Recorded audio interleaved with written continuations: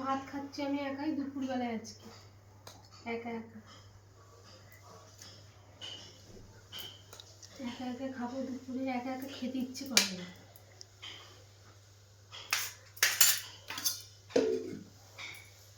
এই যে আলু ভাজা, ছোট ছোট আলু সেদ্ধ করে নিয়ে নুন হলুদ দিয়ে সেদ্ধ করে নিয়ে ভাজা করেছিলাম।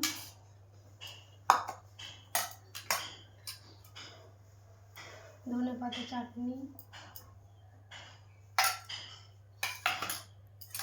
বাঁধাকপি পরে নেবো, বাঁধাকপি এখন খাবো, পরে খাবো।